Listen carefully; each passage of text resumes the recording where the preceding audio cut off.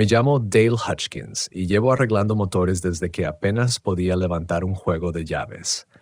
Aprendí de mi padre en su pequeño taller de una sola bahía detrás de nuestra casa en Paragould. Pasé 15 años trabajando en Monroe's Auto Repair en Jonesboro y creí haber visto todo tipo de averías posibles.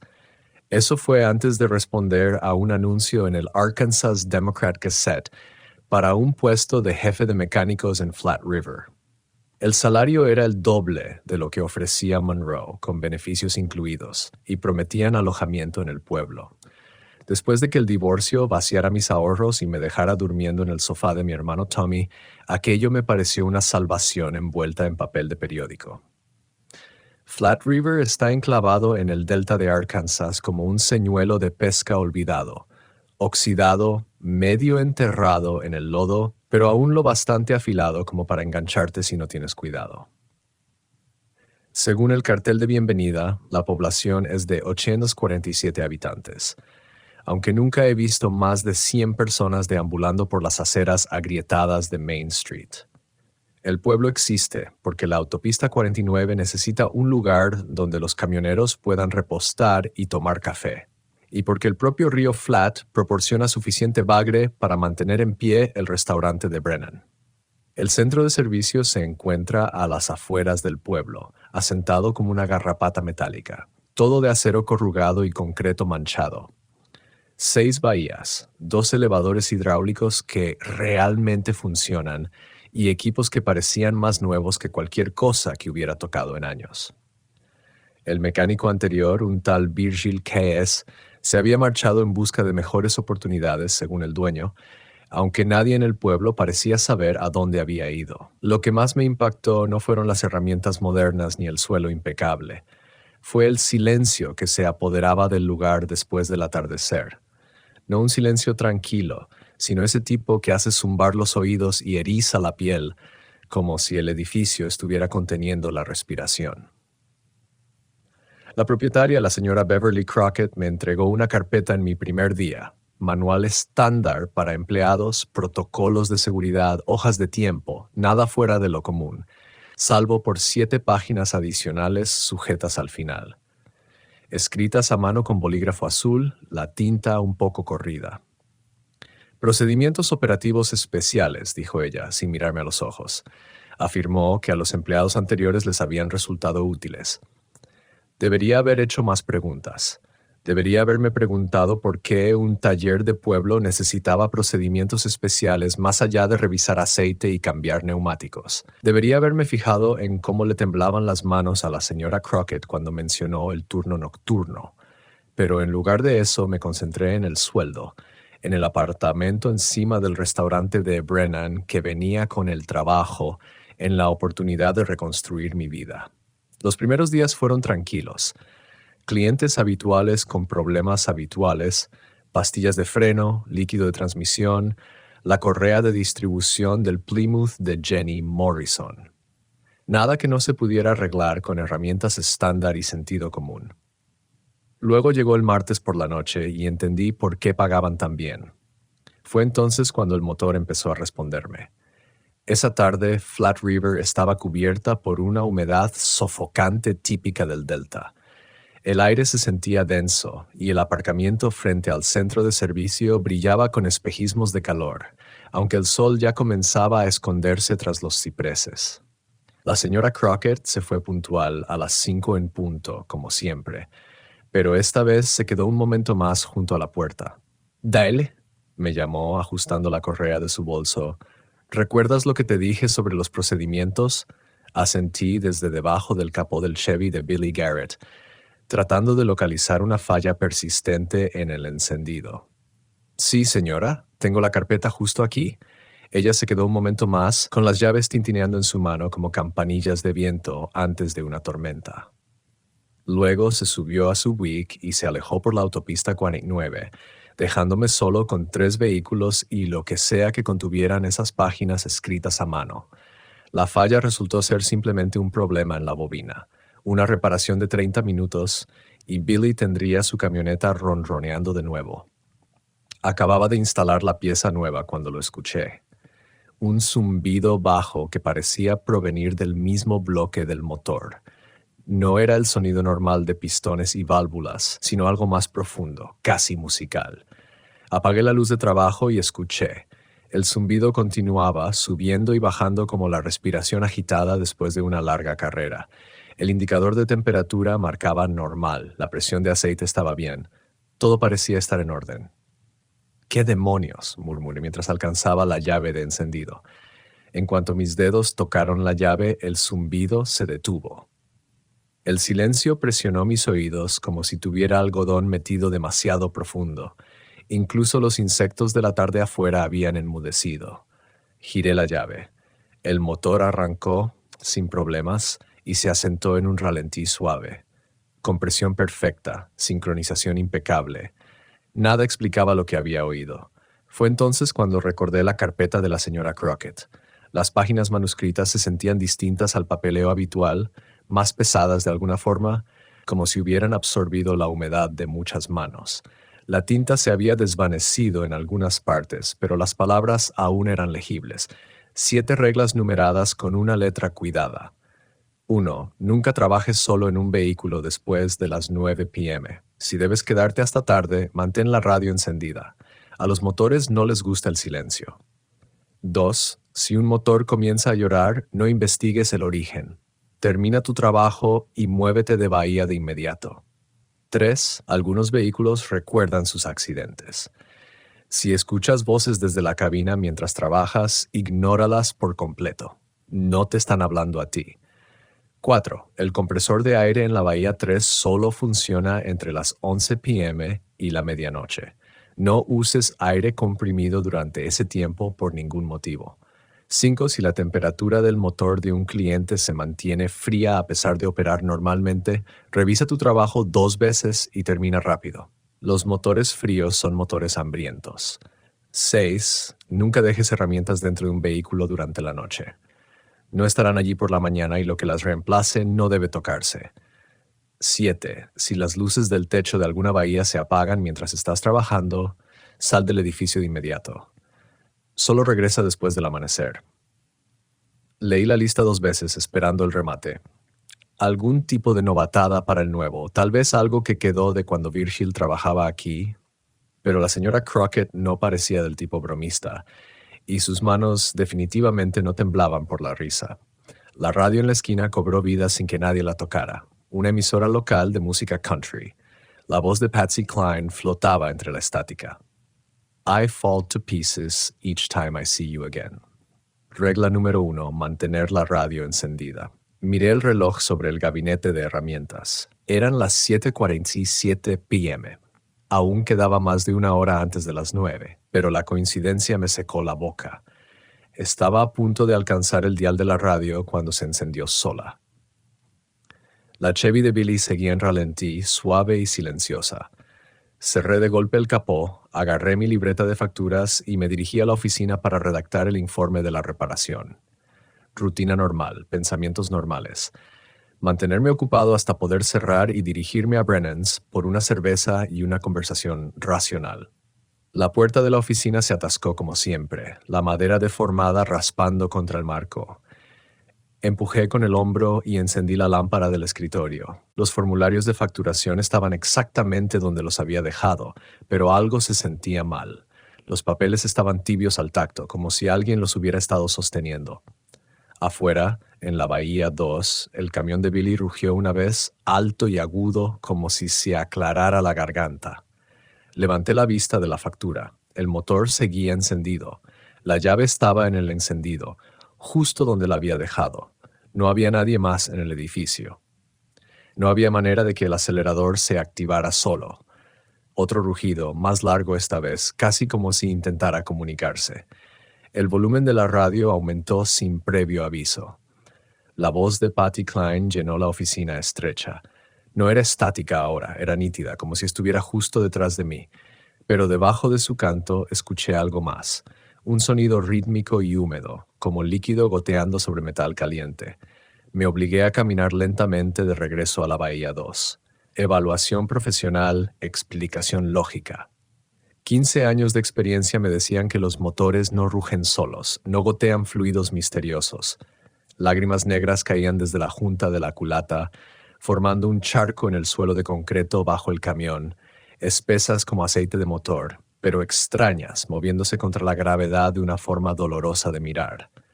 El indicador de temperatura del motor aún marcaba normal, sin sobrecalentamiento, sin fugas en el sistema de refrigeración, solo lágrimas. Lágrimas verdaderas, reales, que caían de acero y aluminio como si el motor estuviera de luto por algo. El camión de Billy rugió de nuevo, y esta vez juro que escuché cómo susurraba mi nombre. Las lágrimas negras seguían cayendo, cada gota golpeando el concreto con un sonido como monedas en un pozo de los deseos. Me quedé allí, observando cómo el Chevy de Billy lloraba.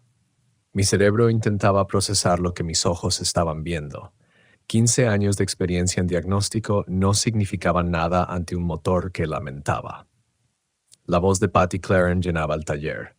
Sweet dreams of you every night I go through. La radio se había subido casi al máximo, ahogando los sonidos húmedos que venían desde debajo del capó. La regla número 2 resonó en mi cabeza. Si un motor empieza a llorar, no investigues la fuente.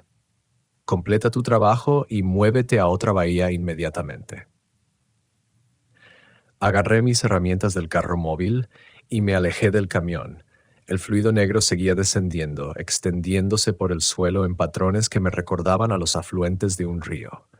Mis manos temblaban mientras buscaba a tientas el libro de facturas, garabateando la información de Billy con la prisa de un hombre que huye de un incendio. El motor rugió una vez más mientras me retiraba, un sonido que llevaba demasiada emoción para un motor de 8 cilindros y carburador, como un perro gimiendo para que su dueño regrese. La bahía de al lado tenía el Plymouth de Jenny Morrison, programado para un cambio de aceite y rotación de neumáticos. Trabajo simple, predecible. Llevé mis herramientas y levanté el auto con el gato hidráulico, agradecido por el silbido familiar del aire comprimido y el golpe metálico al asentarse en su lugar. El trabajo fue fluido durante los primeros 20 minutos. El tapón de drenaje salió limpio. El aceite viejo fluyó oscuro, pero normal. Sin sorpresas, sin voces, sin fluidos misteriosos. Solo un Plymouth Horizon de 1987 que necesitaba mantenimiento básico. Estaba debajo del coche, apretando el tapón de drenaje cuando escuché las voces, débiles al principio, como conversaciones de radio desde otra habitación. La voz de una mujer aguda y en pánico. «Tommy, reduce la velocidad, vas demasiado rápido». Luego un hombre más joven, enojado. «Cállate, linda. Sé cómo conducir». Las voces venían de algún lugar arriba de mí en la cabina del Plymouth. Me quedé allí acostado sobre la camilla con la llave en la mano escuchando lo que sonaba como una discusión entre dos personas que no estaban allí. «Viene una curva, Tommy. Por favor, dije que te calles». Regla número 3. Algunos vehículos recuerdan sus accidentes.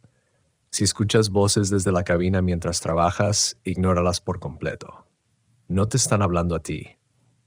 Sentí un nudo en el estómago al entenderlo.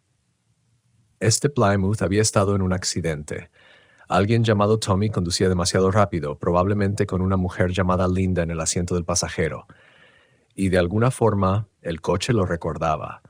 Las voces se hicieron más fuertes, más frenéticas. Ahora podía oír el chirrido de las llantas, la protesta metálica de los frenos aplicados demasiado tarde. Linda gritaba, Tommy maldecía, y luego el sonido nauseabundo del metal aplastándose contra algo sólido. Después, silencio. Terminé de apretar el tapón de drenaje con los ojos cerrados, concentrándome en el ritmo mecánico de las roscas girando en el aluminio. Solo era un trabajo, solo otro coche. Nada más que acero, plástico y goma. Pero cuando rodé fuera de debajo del Plymouth y me puse de pie, noté el asiento del pasajero. La tela estaba rasgada en un patrón que parecía hecho por uñas. Surcos profundos, como si alguien hubiera arañado desesperadamente la tapicería. El reloj sobre el gabinete de herramientas marcaba las 8:23 p.m. Aún quedaba bastante tiempo antes del plazo de las 9, pero el garaje se sentía diferente ahora. Más pesado, como si el aire mismo se hubiera espesado con recuerdos y remordimientos. Me dirigí a la rotación de neumáticos, trabajando metódicamente alrededor del Plymouth, mientras intentaba ignorar las conversaciones susurradas que ocasionalmente salían del habitáculo. A veces eran Tommy y Linda repitiendo su última discusión. Otras veces captaba fragmentos de otros pasajeros. Una madre cantándole nanas a un bebé que lloraba, adolescentes planeando su fin de semana, un anciano dando indicaciones para llegar a un cementerio. Cada voz pertenecía a alguien que había viajado en ese coche durante sus años por las carreteras de Arkansas. El Plymouth había recogido sus palabras como una grabadora, almacenándolas en su vinilo y espuma hasta que las condiciones adecuadas las devolvían a la superficie. Para cuando terminé la rotación de neumáticos, el sudor me había empapado el mono a pesar de la brisa vespertina que entraba por las puertas abiertas del taller. Las voces se habían desvanecido hasta quedar en murmullos ocasionales, pero aún podía sentirlas allí, esperando bajo la superficie como bagres en agua turbia. El tercer vehículo era una Ford Ranger de 1994, perteneciente a Earl Simmons, un granjero local que necesitaba mantenimiento en la transmisión. Lo había estado posponiendo toda la semana, pero con solo 2 horas restantes para cerrar, ya no podía retrasarlo más. Aparqué la Ford en el área 7, Bahía 3, justo al lado del compresor de aire. Volví a mirar el reloj de pared. Eran las 8:47 p.m., más de 2 horas antes del misterioso horario de funcionamiento del compresor. Debería ser seguro. Coloqué el elevador hidráulico y subí la camioneta. Luego me metí debajo con la bandeja para el fluido de transmisión. El fluido viejo salió limpio, sin virutas metálicas ni olor a quemado. Earl cuidaba bien su equipo, y se notaba. Estaba alcanzando la llave para el filtro cuando el compresor de aire se encendió. El repentino silbido del aire presurizándose me hizo sobresaltarme, golpeándome la cabeza contra la bandeja. Rodé fuera de debajo del camión y volví a mirar el reloj. Eran las 8:51 p.m. El compresor no se suponía que funcionara por más de 2 horas. Regla número 4. El compresor de aire en la Bahía 3 solo opera entre las 11 p.m. y la medianoche. No utilices aire comprimido durante ese periodo por ningún motivo, pero estaba funcionando ahora, encendiéndose y apagándose con precisión mecánica. El manómetro de presión subía de manera constante, 80 psi, 90, 100. El interruptor de corte debía de tenerlo en 120, pero la aguja seguía subiendo, 130 psi. 140, 150. Me alejé del camión aún con la llave inglesa en la mano. El tanque del compresor tenía una capacidad máxima de 150 psi. Si superaba ese límite, la válvula de seguridad se activaría, o peor aún, todo el tanque podría estallar como una bomba. 160 psi. El tanque metálico comenzó a vibrar, emitiendo un sonido parecido al de un diapasón golpeando contra el concreto. Las mangueras de aire conectadas temblaban y se retorcían como serpientes enfurecidas. 170 psi. Ya iba camino a la oficina para pedir ayuda cuando el compresor se apagó. No de forma gradual, como lo haría un sistema normal, sino de golpe, como si alguien hubiera arrancado el cable de alimentación de la pared.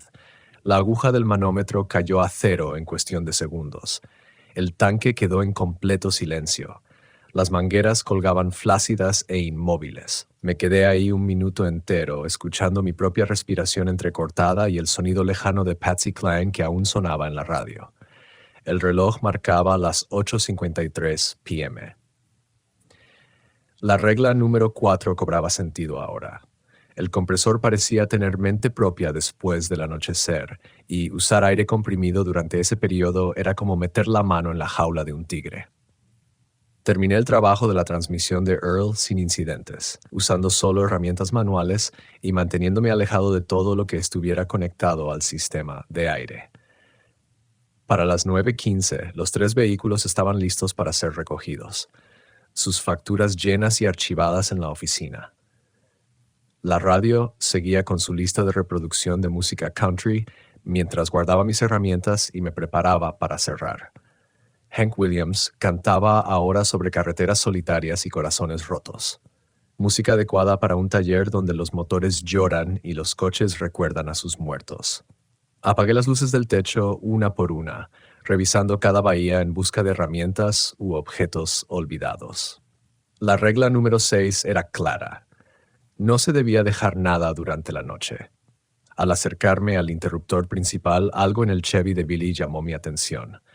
Las lágrimas negras habían dejado de fluir, pero manchas oscuras marcaban el concreto donde habían caído. A la tenue luz que salía de la oficina, esas manchas parecían palabras escritas en un idioma que no podía entender. Cerré con llave la puerta principal y crucé el estacionamiento de grava hasta mi apartamento sobre el restaurante de Brennan, tratando de no pensar en qué idioma hablarían los motores muertos. A mis espaldas, el taller se sumió en la oscuridad, esperando a los clientes del día siguiente y a sus máquinas heridas. El miércoles por la mañana trajo una espesa niebla que se alzaba desde el río Plano, convirtiendo la autopista 49 en un túnel gris que devoraba las luces delanteras y amortiguaba el sonido de los motores. Había pasado gran parte de la noche mirando el techo sobre el restaurante de Brennan, repasando las voces que salieron del Plymouth de Jenny y el sonido del camión de Billy llorando lágrimas negras. La señora Crockett llegó a las 7 en punto, su Buick emergiendo de la niebla como un barco fantasma. Me encontró ya en el garaje, revisando el trabajo del día anterior y tratando de convencerme de que todo tenía una explicación racional. ¿Dormiste bien?, preguntó, aunque su tono sugería que ya conocía la respuesta. Señalé las manchas oscuras en el concreto, debajo del Chevy de Billy. A la luz del día parecían simples manchas de aceite, pero yo recordaba cómo se habían movido, desafiando las leyes de la física. Esas manchas no estaban allí cuando empecé a trabajar en esa camioneta. La señora Crockett las examinó con la expresión de quien observa los daños esperados tras una tormenta. El padre de Billy murió en ese Chevy. Un ataque al corazón mientras conducía, justo frente a la primera iglesia bautista. Billy tenía 12 años, sentado en el asiento del pasajero cuando ocurrió. Ella se acercó más, sus tacones resonando sobre el concreto aún húmedo por la humedad del delta. Virgil siempre decía, algunos motores retienen el dolor como sedimento en una línea de combustible. Puedes drenarlo, pero siempre vuelve. ¿Qué pasó con Virgil? La pregunta quedó flotando entre nosotros como humo de un escape defectuoso. La señora Crockett se ajustó la correa del bolso, un gesto nervioso que empezaba a reconocer. Dejó de seguir los procedimientos, pensó que sabía más. Se detuvo en la puerta de la oficina. Una mañana lo encontraron en el área 4, sentado en el Cadillac de la señora Patterson, con el motor encendido y la puerta del garaje cerrada. El sheriff dijo que fue envenenamiento por monóxido de carbono. Un accidente. ¿Pero tú no crees que lo fue? Creo que Virgil olvidó que algunas reglas existen por una buena razón. Desapareció dentro de la oficina, dejándome solo con las manchas y el recuerdo de unas lágrimas que parecían caer hacia arriba. La mañana transcurrió en silencio. Billy recogió su Chevy sin mencionar nada extraño, aunque noté que evitaba mirar directamente al compartimiento del motor. Jenny se llevó su Plymouth con un rápido «gracias» y una mirada nerviosa hacia el asiento del pasajero. Earl Simmons recogió su Ford Ranger con un gruñido de aprobación y una propina de $20. Cerca de las 11, la niebla finalmente se disipó, revelando a un cliente que no reconocí. Una camioneta antigua, tal vez una Dodge de los años 60, pintada de gris imprimación, sostenida apenas por el óxido y la terquedad. El conductor bajó lentamente apoyándose más en la pierna izquierda. ¿Eres el nuevo?, preguntó, extendiéndome una mano curtida. Me llamo Hosea Wilkins, vivo en Snake Creek Road. Le estreché la mano, notando los callos y la grasa de motor que lo delataban como alguien que había pasado décadas trabajando con las manos. Dale Hutchins. ¿En qué puedo ayudarte? La camioneta ha estado funcionando en frío. El indicador de temperatura apenas se mueve, incluso después de manejar 20 minutos. El motor anda bien, pero algo no está bien. La regla número 5 resonó en mi memoria.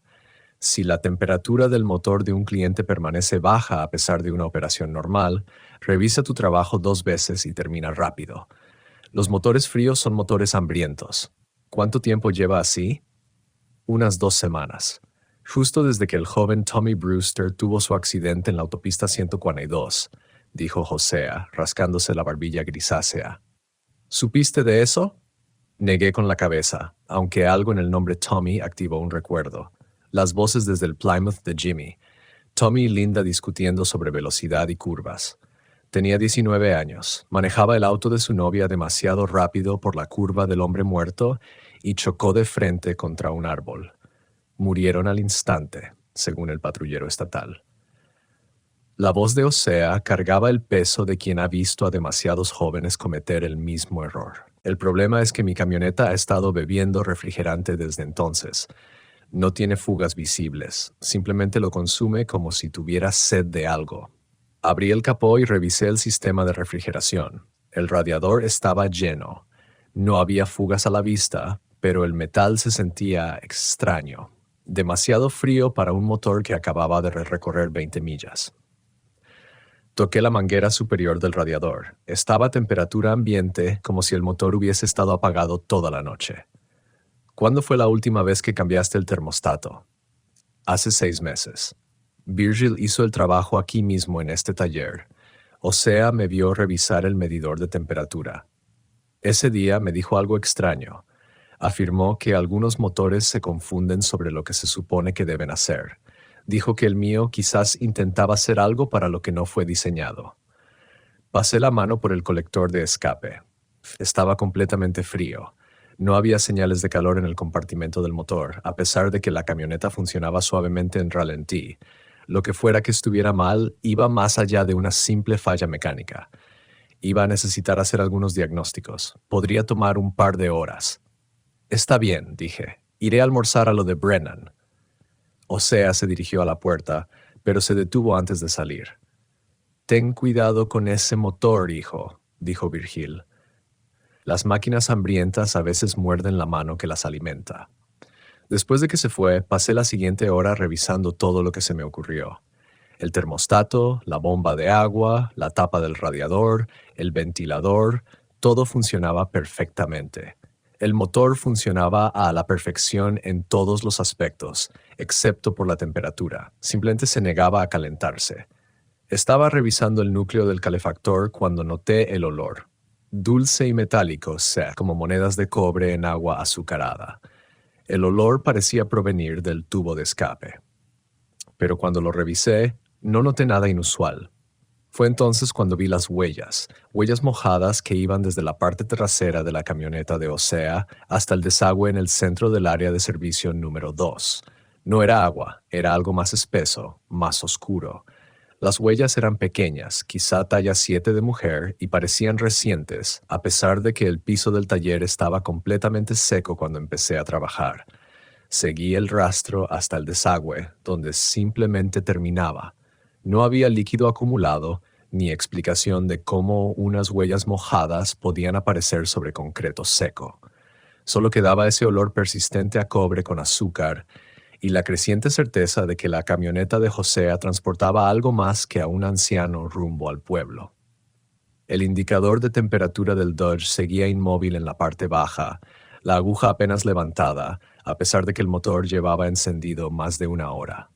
Tomé una decisión que probablemente violaba alguna regla no escrita sobre la curiosidad excesiva. Apagué el motor y escuché. El silencio llenó el taller como una respiración contenida. No había radio encendida esta vez, ya que todavía era de día. No había clientes, ni la señora Crockett ocupada en la oficina. Solo yo y una camioneta que desafiaba las leyes básicas de la combustión interna. Entonces escuché el goteo. Lento y rítmico, como un grifo con fuga, pero no era agua, era algo más pesado, más espeso. Seguí el sonido hasta el radiador, donde un líquido oscuro resumaba desde el depósito de rebose. No era refrigerante ni aceite, era algo que se movía como sangre, pero reflejaba la luz como mercurio.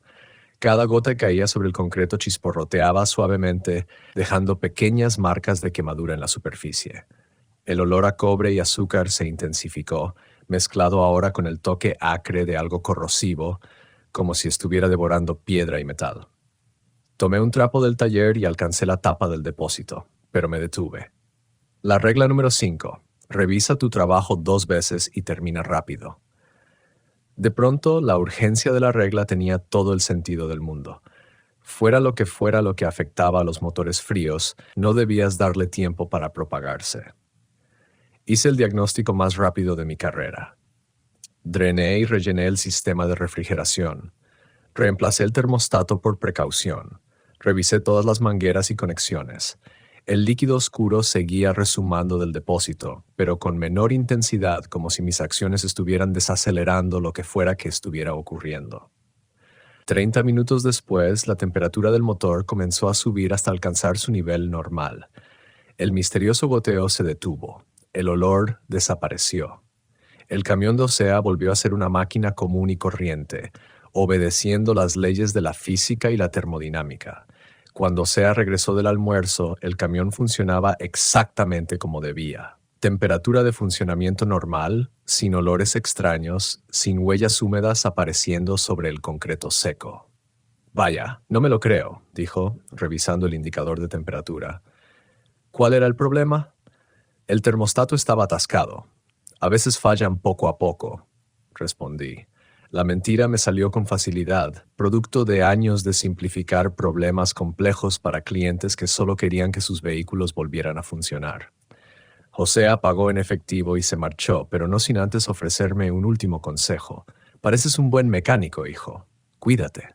Este lugar tiene la costumbre de destruir a los que se preocupan demasiado por entender por qué funcionan las cosas como lo hacen». Después de que se fue, me quedé mirando las marcas de quemaduras en el concreto donde había goteado el líquido oscuro. Cicatrices circulares, pequeñas, perfectamente redondas, como quemaduras de cigarro en la piel. La señora Crockett salió de la oficina y siguió mi mirada. Virgil también hacía demasiadas preguntas sobre los motores fríos, dijo en voz baja. Quería entender qué los hacía diferentes.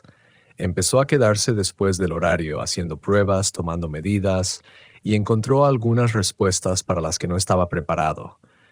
Se acercó más, observando las marcas en el suelo con una resignación familiar. Lo que pasa con las reglas, Dale, es que casi siempre están escritas con sangre, a veces con la tuya.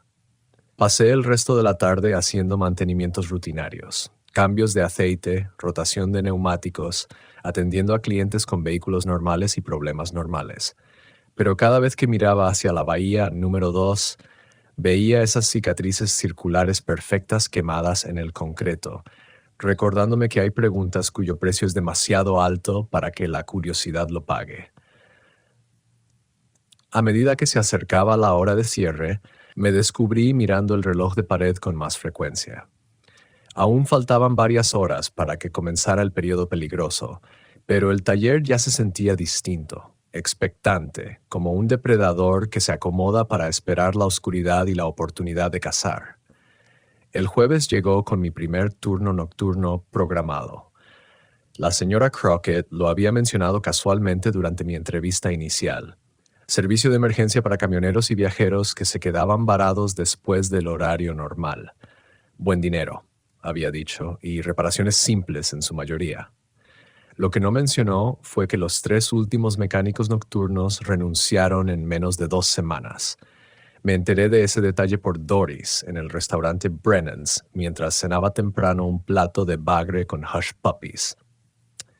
Sirvió mi café con la eficiencia de quien lleva 2 décadas en el mismo turno. ¿Trabajando de noche en el taller ahora?, preguntó Doris, mirando por la ventana hacia el centro de servicio. Eres valiente. ¿Por qué lo dices? Bueno, estuvo Jimmy Caldwell, aguantó 5 noches antes de empacar e irse a Little Rock. Luego vino Luther Hayes, un tipo duro que trabajó en plataformas petroleras durante 30 años.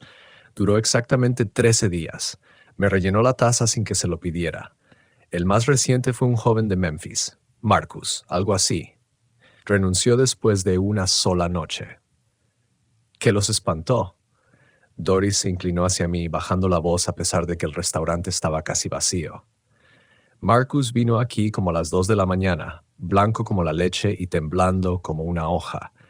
Dijo que nunca volvería a tocar un auto en su vida. Compró un billete de autobús a Nashville y se fue antes del amanecer.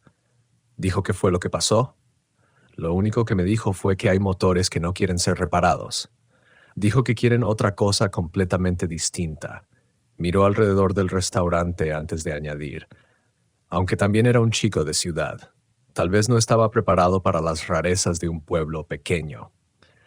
Terminé mi comida y crucé el terreno de grava hacia el centro de servicio.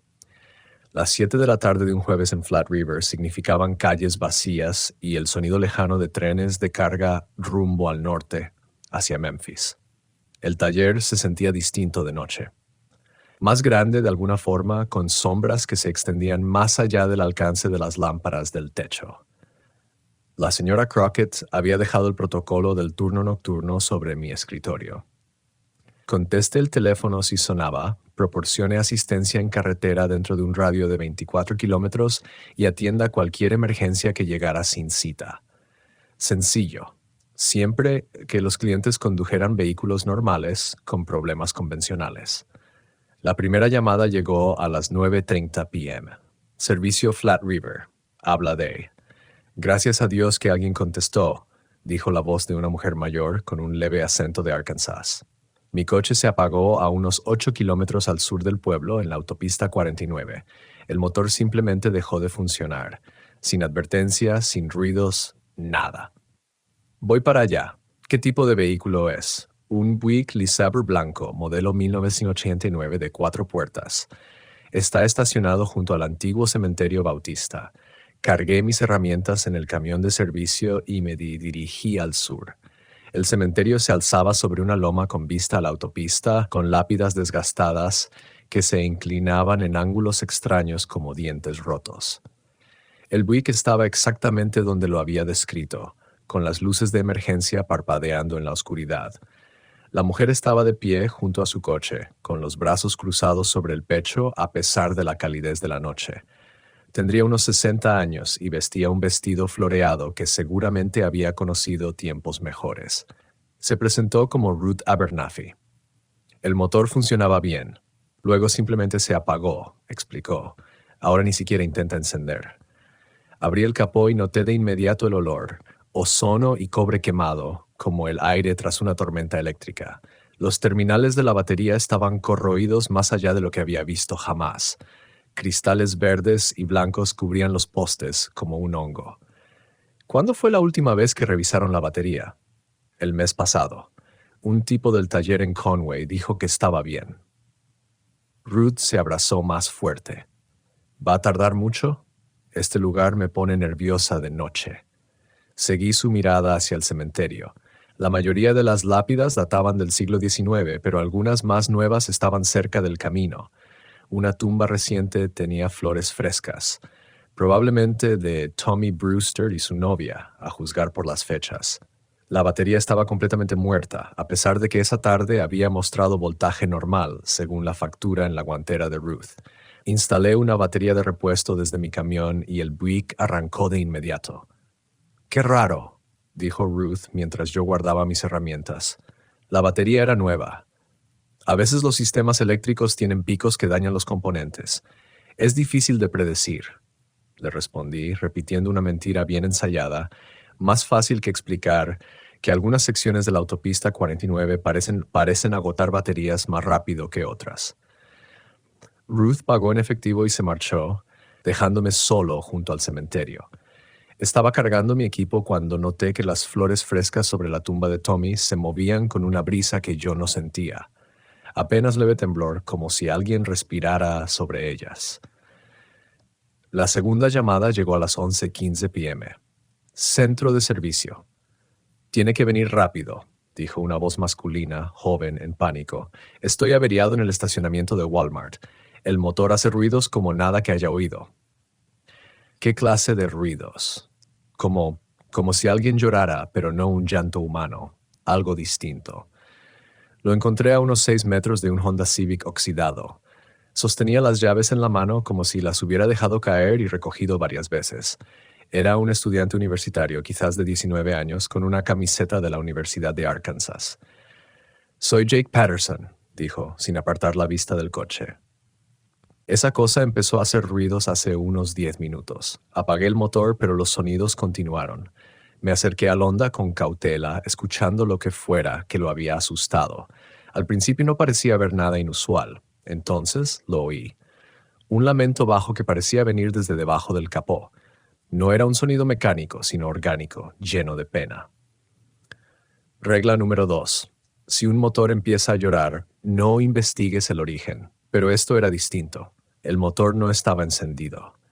No había forma de que un motor de combustión interna produjera sonidos sin energía, sin partes móviles. Sin embargo, el llanto continuaba, subiendo y bajando como un canto matutino. ¿Cuánto hace que tienes este coche?, le pregunté a Jake. Lo compré la semana pasada a un tipo de Jonesboro. Dijo que tenía que deshacerse de él rápido. Me hizo una buena oferta. Jake se alejó aún más mientras el llanto se hacía más fuerte. ¿Debería llamar a la policía? No hacía falta. A veces los coches viejos desarrollan características inusuales. Me mantuve a distancia del Honda, recordando el destino de Virgil. Le recomendé que lo cambiara por algo más nuevo. ¿Y arreglar lo que está mal? El llanto se detuvo de repente, como si el motor hubiese escuchado nuestra conversación. En el silencio repentino podía oír la respiración acelerada de Jake y el zumbido lejano del tráfico en la autopista 49. Hay cosas que no pueden arreglarse, dije finalmente. Hay cosas que no deberían. Jake dejó el Honda en el estacionamiento de Walmart y llamó a su compañero de cuarto para que lo recogiera. Seguí el protocolo y mandé remolcar el coche al depósito detrás de la oficina del sheriff, donde podría llorar en paz sin molestar a nadie. La tercera llamada llegó a las 12:47 am. Servicio Flat River. Silencio. Luego una respiración lenta, medida, como de alguien que intenta mantener la calma. «Hola», dije. «Deo». La voz me resultaba familiar, aunque no podía identificarla de inmediato. «Tienes que venir al taller ahora». «¿Quién habla?» «Tienes que venir ya. Trae los procedimientos». La línea se cortó. Me quedé mirando el teléfono, intentando identificar la voz. Hombre, acento local, alguien que sabía mi nombre. Pero había algo en el tono que sonaba mal, como palabras habladas bajo el agua o desde el fondo de un pozo. Conduje de regreso al centro de servicio con mi caja de herramientas y la carpeta de la señora Crockett. Cada instinto me decía que siguiera conduciendo sin detenerme hasta llegar a Memphis. Pero el trabajo pagaba demasiado bien y no tenía a dónde más ir. El taller estaba oscuro y silencioso, exactamente como lo había dejado. No había otros vehículos en el estacionamiento. No había señales de entrada forzada. Revisé 2 veces las cerraduras antes de abrir la puerta principal. Dentro, la radio sonaba suavemente. Hank Williams cantaba sobre carreteras perdidas y arrepentimiento. Yo no la había dejado encendida, pero la regla número 1 era clara sobre mantener la música encendida después del horario. La Bahía 4 llamó mi atención de inmediato. El Cadillac de la señora Patterson estaba sobre el elevador hidráulico, el compartimento del motor abierto, herramientas esparcidas en el suelo debajo, la misma bahía donde encontraron a Virgil. Me acerqué lentamente, con la carpeta apretada en mis manos sudorosas. Alguien había estado trabajando recientemente en el Cadillac. Manchas de aceite fresco en el concreto. Llaves de tubo organizadas en filas ordenadas como instrumentos quirúrgicos. Una nota estaba pegada al volante, escrita a mano con bolígrafo azul. Algunos motores lo recuerdan todo, incluso a los mecánicos que trabajaron en ellos. Virgil. De alguna forma, Virgil me había dejado un mensaje. La nota crujió entre mis dedos mientras la leía de nuevo. La letra de Virgil, sin duda. Había visto suficientes de sus informes de servicio como para reconocer la caligrafía cuidada aprendida en las escuelas de Arkansas hace décadas. Pero Virgil estaba muerto, enterrado en el cementerio de Riverdale 3 meses antes de que yo siquiera oyera hablar de Flat River. El Cadillac de la señora Patterson se alzaba sobre mí en el elevador hidráulico, su bahía del motor abierta como un cadáver disecado. Las herramientas dispuestas debajo no eran mías. Viejas llaves Craftsman que mostraban años de uso intenso, su cromo desgastado hasta dejar al descubierto el metal en las zonas de agarre. Herramientas de un trabajador que había pasado su vida girando pernos y diagnosticando problemas. Revisé la orden de trabajo sujeta al portapapeles. La señora Patterson había solicitado una puesta a punto del motor, mantenimiento simple en su DeVille de 1992, pero el motor había sido parcialmente desarmado, cables de bujía desconectados, colector de admisión flojo. Quien estuviera trabajando allí se había detenido a mitad de la reparación, como si lo hubieran llamado de repente. El aire en la Bahía 4 se sentía denso, cargado de algo más que humedad. Mi piel se erizó como antes de una tormenta, cuando la presión atmosférica baja y cada terminación nerviosa comienza a vibrar. La radio seguía con su música country de medianoche, pero el volumen fluctuaba, subía y bajaba en oleadas que hacían difícil seguir la letra. Estaba a punto de tomar el teléfono para llamar a la señora Crockett cuando oí los pasos, lentos, medidos, provenientes de algún lugar detrás de los gabinetes de herramientas. No era el clic agudo de zapatos de vestir, ni el chirrido de unas zapatillas, sino el golpe pesado de unas botas de trabajo sobre el concreto. Alguien con botas con punta de acero caminaba por la oscuridad entre los talleres, justo fuera del alcance de las luces del techo. «Hola», llamé con mi voz rebotando contra las paredes de metal. Los pasos se detuvieron. El silencio se extendió por el taller como una respiración contenida, solo interrumpido por Hank Williams cantando sobre corazones infieles y promesas rotas. Entonces, una voz respondió desde las sombras. «No deberías estar trabajando solo a esta hora». Las palabras parecían provenir de todas partes y de ninguna, rebotando en las paredes antes de llegar a mis oídos. Reconocí la voz de inmediato. Era la misma de la llamada telefónica que me había hecho regresar al taller. Pero escucharla en persona desencadenó un recuerdo que había estado reprimiendo. Virgil Cass, nunca conocí al hombre, pero había oído su voz en el contestador automático. La señora Crockett había olvidado borrar un mensaje suyo, uno en el que hablaba de pedir nuevos filtros de aire, grabado apenas unos días antes de su muerte. «Virgil, tienes que terminar el trabajo», dijo la voz, ahora desde el área 3, donde el compresor de aire reposaba en silencio en la oscuridad. Ella ha estado esperando 3 meses a que alguien termine el trabajo. Agarré una linterna de mi caja de herramientas y dirigí el haz de luz hacia el área 3. Vacía, no había nadie allí. Solo la silueta enorme del tanque del compresor y las mangueras enrolladas colgando de sus ganchos como serpientes dormidas. «Virgil, estás muerto. Envenenamiento por monóxido de carbono. ¿Recuerdas?» Un sonido parecido a una risa flotó desde las sombras, agrio y hueco. «¿Muerto?» Sí, eso fue lo que escribieron en el certificado. Mucho más fácil que explicar lo que realmente pasó. Retrocedí hacia la oficina manteniendo la linterna apuntada a la oscuridad entre los talleres. La regla número 7 resonó en mi memoria. Si las luces del techo de cualquier área se apagan mientras estás trabajando, sal del edificio de inmediato. Pero las luces seguían encendidas. Técnicamente, no estaba rompiendo ninguna regla al quedarme e intentar entender lo que estaba ocurriendo. ¿Qué fue lo que realmente pasó, Virgil? Me dio curiosidad. Empecé a hacer preguntas sobre por qué los motores lloran, por qué algunos autos recuerdan sus accidentes, por qué el compresor de aire funciona con su propio horario. La voz volvió a moverse, rodeándome como un depredador acechando a su presa. Descubrí que este taller está construido sobre algo más antiguo que Arkansas, más antiguo que el mismo Delta. Llegué a la puerta de la oficina y tanteé en busca del interruptor de luz. Los tubos fluorescentes parpadearon al encenderse, proyectando una luz blanca y dura sobre las áreas de servicio. Aún no había señales de nadie más en el edificio. ¿Dónde estás? En el mismo lugar donde he estado por 3 meses. El mismo lugar donde estarás tú si no aprendes cuándo dejar de cavar. Algo metálico cayó al suelo en el área 4. Giré el haz de la linterna hacia el sonido y vi que una de las llaves inglesas había caído de su ordenada disposición bajo el Cadillac de la señora Patterson.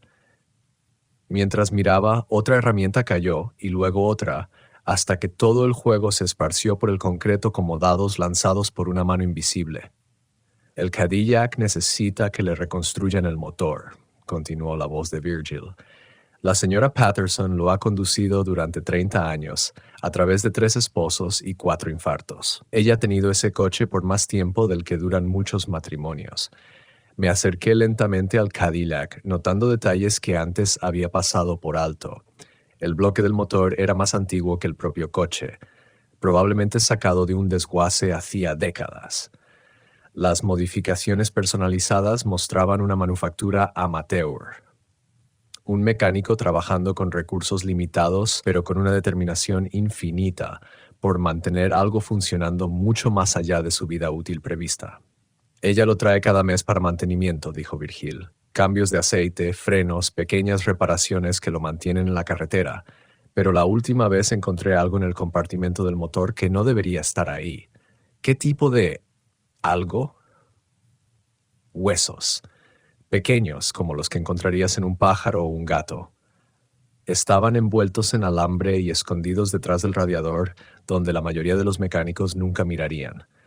Apunté con mi linterna al área detrás del radiador y, en efecto, algo metálico brillaba en las sombras.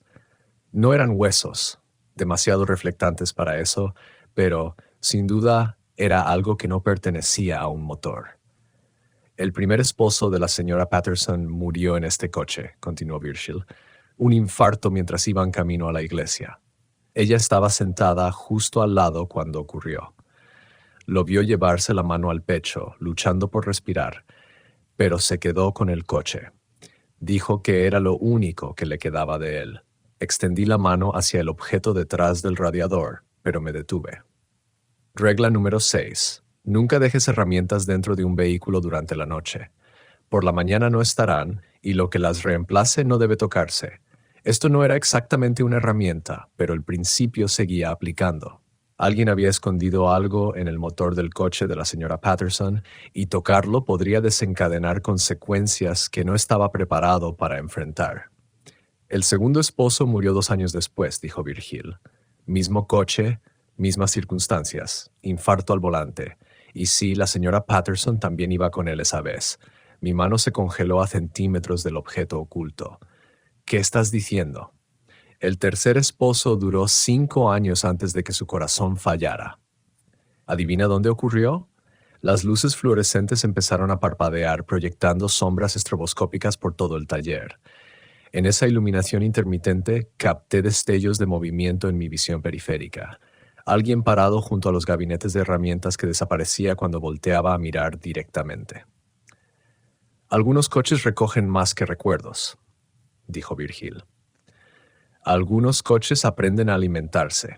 El objeto detrás del radiador se movió ligeramente como si respondiera a nuestra conversación.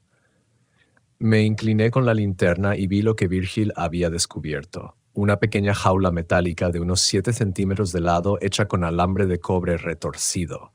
Dentro de la jaula, algo que podrían haber sido fragmentos de hueso, o tal vez algo completamente diferente. La señora Patterson lo sabe, dijo Virgil. Siempre lo ha sabido, pero ama ese coche más de lo que amó a cualquiera de sus esposos. Hay quienes están dispuestos a hacer cualquier sacrificio para conservar lo que valoran. Las luces fluorescentes parpadeaban más rápido ahora, creando un efecto estroboscópico que hacía sentir el taller como una casa de espejos de feria. En medio de esa iluminación caótica, lo vi con claridad por primera vez. Virgil estaba de pie junto a la bahía 2, con ropa de trabajo manchada de aceite de motor y algo más oscuro. Se veía exactamente como lo había imaginado por las fotos en su expediente. Alto, delgado, con las manos curtidas de quien ha pasado décadas trabajando con herramientas y maquinaria.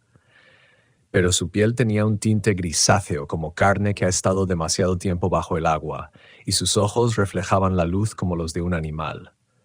Tienes 2 opciones, dijo Virgil, su imagen temblando como un espejismo sobre asfalto caliente en verano.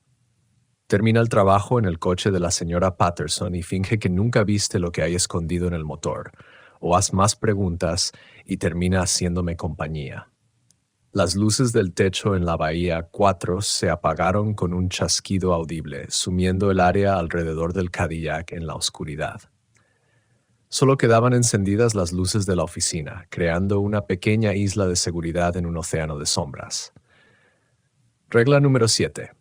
Si las luces del techo en cualquier bahía se apagan mientras trabajas, sal del edificio de inmediato. Regresa solo después del amanecer. Retrocedí hacia la salida, pero la voz de Virgil me siguió. No puedes huir de todos los problemas, Dale. Hay cosas que deben enfrentarse. Las reglas dicen otra cosa. Las reglas fueron escritas para mantener con vida a gente como tú el tiempo suficiente para que descubran la verdad, pero la verdad tiene su propio precio. Llegué a la puerta principal y forcejé con las cerraduras, con las manos temblando, tanto que apenas podía girar la llave. Detrás de mí, las luces restantes parpadearon y se atenuaron, dejando solo el tenue resplandor de la pantalla de la computadora de la oficina. Virgil gritó mientras yo abría la puerta de un tirón. La señora Patterson volverá mañana por su coche. Espera que esté listo. Espera que alguien termine lo que yo empecé. Salí tambaleándome hacia el estacionamiento, jadeando el aire húmedo de la noche como un hombre que rompe la superficie tras estar a punto de ahogarse. Las luces fluorescentes visibles a través de las ventanas continuaban su parpadeo maníaco, proyectando sombras extrañas que se movían independientemente de cualquier objeto físico. Mi camioneta de servicio estaba a unos 6 metros, las llaves en mi bolsillo, la fuga a solo minutos de distancia. Podía conducir hasta Memphis, encontrar otro trabajo, fingir que nunca había oído de Flat River ni de su taller embrujado, comenzar de nuevo en algún otro lugar, en algún lugar normal. Pero Virgil tenía razón en algo. Algunos problemas no se resolvían huyendo, y la señora Patterson volvería mañana esperando que su coche estuviera listo, esperando que alguien terminara el trabajo que le había costado la vida al mecánico anterior. Me senté en la camioneta durante 10 minutos, el motor encendido, escuchando la radio que transmitía música gospel de una emisora en Memphis. A través de las ventanas del taller, podía ver las luces continuar su danza errática y de vez en cuando la silueta de alguien moviéndose entre los compartimientos. Finalmente, apagué la camioneta y regresé al interior. Algunas reglas están hechas para romperse y algunos precios valen la pena si conllevan descubrir la verdad. El taller se sentía diferente al volver a entrar. No solo más oscuro. El compartimiento número 4 seguía completamente a oscuras a pesar de mis intentos de reiniciar el disyuntor, sino más pesado de alguna forma, como si el aire mismo se hubiera espesado con una expectativa silenciosa. La presencia de Virgil persistía como el humo después de un incendio, no visible, pero inconfundiblemente ahí. Pasé las horas restantes hasta el amanecer haciendo mantenimiento rutinario en los otros compartimientos, evitando el Cadillac de la señora Patterson y los secretos ocultos detrás de su radiador. Cada pocos minutos oía el tintineo del metal contra el concreto en el compartimiento 4, herramientas siendo movidas por manos que no podía ver.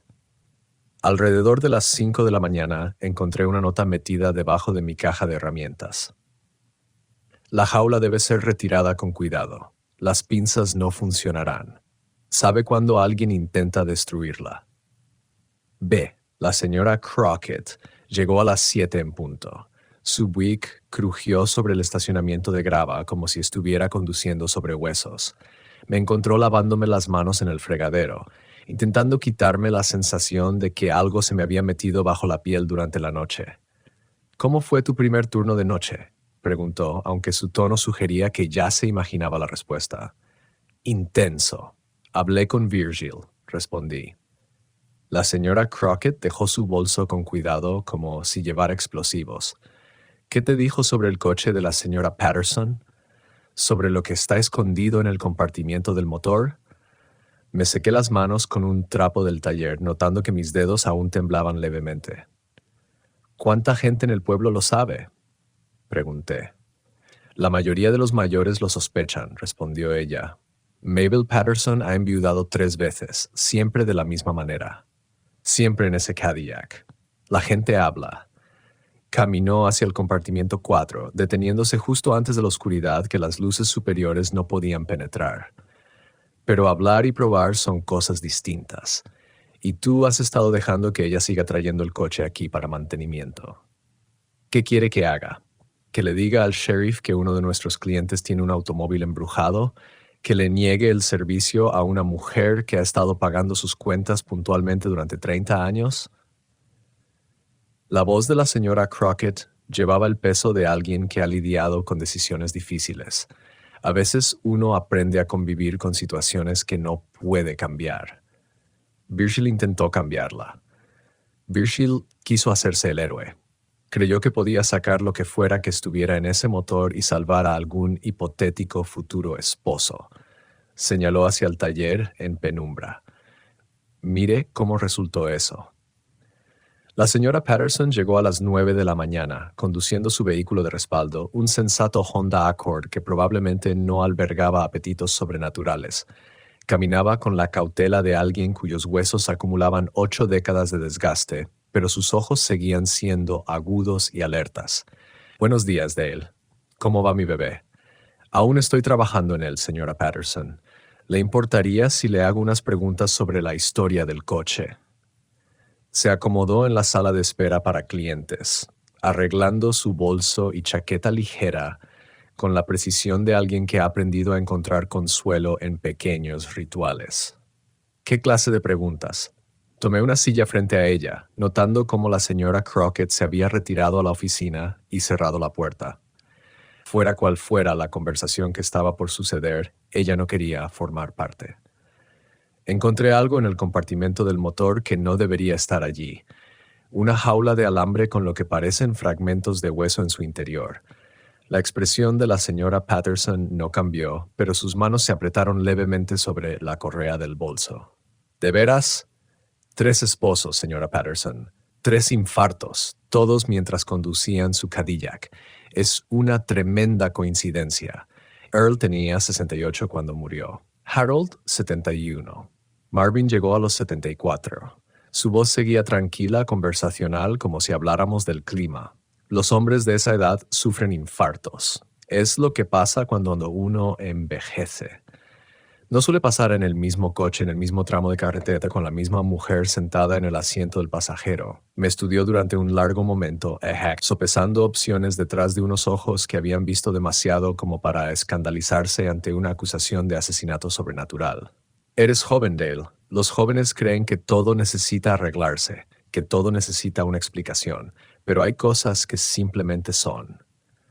Muéstrame la jaula. La petición me sorprendió. Esperaba una negación, lágrimas, tal vez amenazas de llevar su negocio a otro lado. En cambio, la señora Patterson se levantó y caminó hacia el taller número 4 con la firmeza de quien se acerca a un destino familiar. La oscuridad pareció retroceder cuando entró al taller. Las luces del techo parpadearon de nuevo, cobrando vida con un sonido como de electricidad estática. El Cadillac de la señora Patterson seguía en el elevador hidráulico, exactamente como lo había dejado. El compartimento del motor abierto como un paciente en cirugía. Mi primer esposo construyó esa jaula, dijo, alcanzando detrás del radiador sin dudar. Leonard era hábil con el metal. Hacía joyería para la feria navideña de la iglesia cada año. Este fue su último proyecto antes de que el cáncer se lo llevara. Extrajo el objeto que yo no me había atrevido a tocar. Una delicada construcción de alambre de cobre retorcido, formada en formas geométricas que parecían moverse y fluir incluso cuando estaban perfectamente inmóviles. Dentro de la jaula, lo que al principio tomé por fragmentos de hueso resultaron ser pequeños dijes metálicos, un corazón, un anillo, una diminuta cruz. Leonard sabía que se estaba muriendo. Hizo esto para mantenernos juntos después de su partida. Decía que un amor como el nuestro no debía ser separado por algo tan trivial como la muerte. La señora Patterson acunaba la jaula como si fuera un bebé dormido. Tenía razón a su manera. Mata a mis esposos. Trae a Leonard de vuelta por unos momentos. Cuando sus corazones dejan de latir, puedo sentirlo otra vez en el coche conmigo. Puedo oír su voz, oler su colonia. Miraba la jaula con una expresión que reconocí, la misma con la que yo miraba las fotos de mi exesposa después de firmar los papeles del divorcio. 47 años de matrimonio no desaparecen solo porque alguien deje de respirar. Pero los otros hombres, Earl, Harold, Marvin, eran inocentes. Sabían en lo que se metían. Una mujer de mi edad no sigue soltera por accidente. Los dedos de la señora Patterson recorrían los patrones de alambre de la jaula. Fui honesta con todos ellos. Les conté sobre el coche, sobre Leonard, sobre lo que les pasaba a los esposos que se sentaban en el asiento del pasajero. Todos pensaban que eran lo suficientemente fuertes, valientes o jóvenes para romper cualquier maldición que imaginaran ligada a un coche viejo. ¿Y los dejaste intentarlo? Les di opciones. La misma opción que te estoy dando ahora. Levantó la jaula. El alambre de cobre atrapaba la luz fluorescente como si fuera fuego encerrado. Puedes terminar el trabajo del motor y fingir que nunca viste esto. Cobras tu paga, te vas a casa, sigues con tu vida. O puedes intentar ser un héroe como Virgil. La temperatura en el taller, Bahía 4, bajó 10 grados en cuestión de segundos. Mi aliento se volvió niebla en el aire repentinamente helado y escarcha comenzó a formarse en las superficies metálicas del motor del Cadillac. La radio en la esquina volvió a sonar. No era música country esta vez, sino algo más antiguo. Música de big band de los años 40, del tipo que las parejas bailaban durante la Segunda Guerra Mundial. «Leonard», susurró la señora Patterson, su voz temblorosa como la de alguien que habla con un amante a través de un océano de tiempo. «¿Eres tú, amor?» La música creció, trompetas y saxofones llenando el garaje con melodías anteriores al rock and roll. En el repentino frío podía ver mi respiración, pero el rostro de la señora Patterson había cobrado una calidez y vitalidad que la hacía parecer 20 años más joven. «Está aquí», dijo ella, con lágrimas corriéndole por las mejillas. «¿Lo sientes? ¿Lo ves?» Miré a mi alrededor, solo vi sombras y herramientas cubiertas de escarcha. Pero la música continuaba y la temperatura seguía cayendo. Y en medio de ese aire ártico capté un débil aroma a aftershave Old Spice y cigarrillos Lucky Strike. «Señora Patterson, tiene que dejarlo ir. Esto no es saludable para ninguno de los dos». «¿Saludable?», rió, y el sonido rebotó en las paredes metálicas como cristal quebrado. «Tengo 83 años, Dale. He enterrado a 3 esposos y a la mayoría de mis amigos. La salud es un lujo que no puedo permitirme». Apretó la jaula con más fuerza. «Esto es todo lo que me queda». La música se detuvo de golpe, dejando solo el zumbido de las luces fluorescentes y el sonido lejano del tráfico en la autopista 49. El rostro de la señora Patterson envejeció 20 años en un instante. La vitalidad momentánea se desvaneció como agua que se escapa de un recipiente roto. «Se ha ido otra vez», susurró ella. «Siempre se va demasiado pronto». Entonces comprendí por qué Virgil había muerto tratando de quitar la jaula. No porque tocarla fuera peligroso, sino porque destruirla significaría acabar con la única conexión que una viuda tenía con el amor de su vida. Virgil no había muerto por fuerzas sobrenaturales, sino por la simple e inevitable incapacidad humana de arrebatarle a alguien su última fuente de esperanza. «Vuelva a poner la jaula, señora Patterson. Yo terminaré el trabajo del motor». Ella sonrió entre lágrimas y colocó la estructura de cobre en su escondite detrás del radiador. «Eres un buen hombre, Dale. A Leonard le habrías caído bien». Mientras se alejaba hacia la sala de espera, comencé a ensamblar de nuevo el motor del Cadillac, con unas manos que ya no temblaban. Algunos misterios no estaban destinados a resolverse, y algunas reglas existían no para proteger a los vivos de los muertos, sino para proteger a los muertos de la soledad. El resto del viernes transcurrió sin incidentes. El Cadillac de la señora Patterson recibió bujías nuevas, líquidos frescos y una inspección exhaustiva que evitó cuidadosamente el área detrás del radiador. Pagó en efectivo y se marchó alrededor de las 4, con el motor ronroneando como un gato satisfecho que acaba de ser alimentado. Pero al llegar la tarde, empecé a notar cambios en el taller que antes no estaban. Las herramientas se movían cuando no las miraba. No de forma dramática, solo lo suficiente como para captar mi atención. Algunas llaves inglesas giraban levemente en sus casillas. Los destornilladores cambiaban de lugar sobre el banco de trabajo. La radio reproducía canciones de distintas décadas, saltando de Hank Williams a Glenn Miller y luego a Nirvana, sin seguir ninguna lógica de programación. La señora Crockett se fue a las 5 con su eficiencia habitual, pero se detuvo en la puerta más tiempo de lo normal. ¿Seguro que quieres hacer otro turno de noche? Siempre puedes llamar y decir que estás enfermo, que alguien de Conway se encargue si pasa algo. Estaré bien. Virgil también pensó que estaría bien. Ajustó la correa de su bolso, un gesto que yo había aprendido a interpretar como una señal de que estaba luchando con palabras que no lograba pronunciar. Algunas decisiones te cambian, Dale. No siempre para bien. Después de que se fue, retomé lo que ya se había convertido en mi rutina nocturna. Revisar el inventario, organizar las herramientas y tratar de ignorar la creciente sensación de que el taller me observaba con docenas de ojos invisibles. La primera llamada de un cliente llegó a las 7:30. Flat River Service. Mi camioneta no arranca. La voz era masculina, mayor, con el tono áspero de alguien que había fumado durante 40 años. Llevo 2 horas en el estacionamiento del Piggly-Wig. Giro la llave y no pasa nada. Voy para allá. Su nombre, Clifford Reeves. Manejo una Ford Pickup azul, placas de Arkansas. Lo encontré de pie junto a una F-150 del año 1985 que ya había conocido épocas mejores. El óxido devoraba los guardabarros como un cáncer y la compuerta trasera colgaba torcida sobre bisagras desgastadas. Clifford era un reflejo de su camioneta, gastado, envejecido, pero aún funcional a pesar del daño acumulado. Esta mañana funcionaba bien, explicó mientras abría el capó. Fui al supermercado. Al salir, ya no encendía. La batería estaba bien, las conexiones limpias y firmes. El motor de arranque funcionaba correctamente cuando eludí el interruptor de encendido. Todo parecía normal hasta que noté el olor. Ozono y cobre quemado. La misma firma eléctrica que había detectado con el Big de Ruth cerca del cementerio. Señor Reeves, ¿ha pasado últimamente cerca de algún cementerio? Me lanzó la mirada que los mecánicos reciben cuando hacen preguntas estúpidas. Vivo en la calle del cementerio, hijo. Paso por el cementerio de Riverdale 2 veces al día, todos los días desde hace 20 años. ¿Me está diciendo que eso tiene algo que ver con mi camioneta? El cementerio de Riverdale, el lugar donde habían enterrado a Virgil hace 3 meses.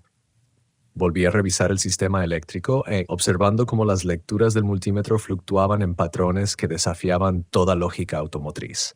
El voltaje subía y bajaba sin razón aparente. Las lecturas de amperaje cambiaban más rápido de lo que la pantalla podía actualizarse. El sistema eléctrico del camión estaba luchando contra sí mismo, con circuitos que se abrían y cerraban en respuesta a señales que no deberían existir. ¿Cuánto tiempo has vivido en Cemetery Road? Me mudé después de que mi esposa falleció. Quería estar cerca de ella, si sabes a lo que me refiero. La voz de Clifford tenía el tono hueco de alguien que ha aprendido a vivir con un duelo perpetuo. La casa era barata. Los vecinos son tranquilos. A mi edad no se puede pedir mucho más. Igual cambié la batería, aunque sabía que no solucionaría el problema de fondo. Algunos fallos eléctricos no podían resolverse con piezas automotrices comunes, especialmente cuando provenían de fuentes anteriores a la invención del motor de combustión interna. El camión de Clifford arrancó de inmediato con la nueva batería, pero lo vi observando mi rostro bajo el resplandor de las luces de trabajo. ¿Me pareces familiar, hijo? ¿Tienes algún pariente por aquí? Me mudé la semana pasada. No tengo familia en Arkansas. Juraría que te he visto antes. Pagó en efectivo, subió al camión y bajó la ventanilla. Ten cuidado trabajando de noche. ¿Me oyes? Cemetery Road se llena después del anochecer. Mucha gente viaja por ahí que ya no debería estar viajando. La segunda llamada llegó a las 10:15. Centro de servicio. El silencio se extendió por la línea, lleno de estática que sonaba como voces susurrando en idiomas que no reconocía. Dale, tienes que volver al taller. Era la voz de Virgil de nuevo, pero distinta esta vez, tensa, como si hablar le costara un esfuerzo enorme. Ya estoy aquí, Virgil. No, tienes que volver a la Bahía 4. El trabajo de la señora Patterson no está terminado. Colgué y caminé hacia la Bahía 4, donde las luces del techo parpadeaban esporádicamente, proyectando sombras intermitentes sobre el espacio vacío. El elevador hidráulico estaba en su posición más baja, sin vehículos a la vista, pero las herramientas estaban esparcidas por el suelo en patrones precisos, dispuestas como letras de un alfabeto que no podía leer. ¿Qué quieres, Virgil? Mostrarte lo que pasa cuando eliges la compasión sobre las reglas. Su voz venía de algún lugar por encima de mí, como si estuviera encaramado en las vigas como un ave. La jaula de la señora Patterson no solo la conecta con Leonard, la conecta con cada alma que ha pasado por ese coche. La temperatura cayó 20 grados en segundos. Mi aliento se convirtió en niebla en el aire súbitamente helado y la escarcha se formó sobre el suelo de concreto en patrones que coincidían con las herramientas dispersas. En esas formaciones cristalinas pude ver rostros, docenas de ellos, presionados contra el hielo como flores conservadas entre láminas de vidrio. Cada pasajero que alguna vez viajó en ese Cadillac, continuó Virgil, cada persona que murió en la autopista 49 en los últimos 30 años.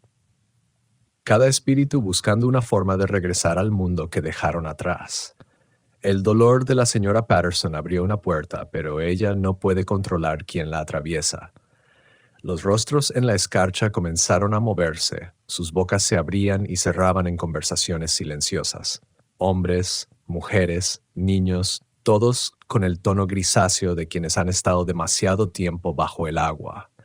Sus ojos seguían mis movimientos por la bahía, observándome con expresiones que mezclaban esperanza y hambre en partes iguales. Se sienten atraídos por la emoción, dijo Virgil. Dolor, pérdida, arrepentimiento. El taller está en una encrucijada, literal y figuradamente. La autopista 49 va de norte a sur, pero aquí hay otro camino, más antiguo que el asfalto. Un camino que los muertos han recorrido durante siglos. Retrocedí hacia la entrada de la bahía, pero los rostros en la escarcha giraron para seguirme.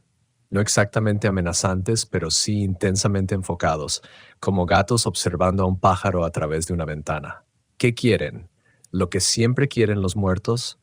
Volver a vivir, terminar lo que empezaron, decir las palabras que nunca pudieron pronunciar. Virgil se materializó frente a mí, translúcido, pero reconocible. La jaula de la señora Patterson les da esperanza de que tales cosas son posibles. ¿Y tú? ¿Qué quieres advertirme? Cada vez que alguien rompe las reglas por compasión, la puerta se abre un poco más. Cada acto de bondad facilita que los muertos atraviesen el velo. Señaló los rostros en la escarcha. Esto es solo el comienzo. Si los alimentas con suficiente esperanza, comenzarán a quedarse en lugar de solo visitar. Las luces del techo se apagaron por completo, sumiendo a Bajor en la oscuridad, interrumpida solo por el tenue resplandor fosforescente de los rostros atrapados en el hielo. La regla número 7 exigía que me marchara de inmediato, pero mis pies no respondían. Los rostros intentaban hablar, sus bocas formaban palabras que casi podía comprender. Ahora es tu decisión, dijo Virgil, su imagen parpadeando como un televisor con mala señal. Sigue obedeciendo las reglas y mantén el equilibrio, o continúa por el camino de la compasión y observa a dónde te lleva. Una nueva voz se unió a la suya, femenina y familiar. Dale, cariño, no le hagas caso. La señora Patterson salió de las sombras, pero no como la había visto antes.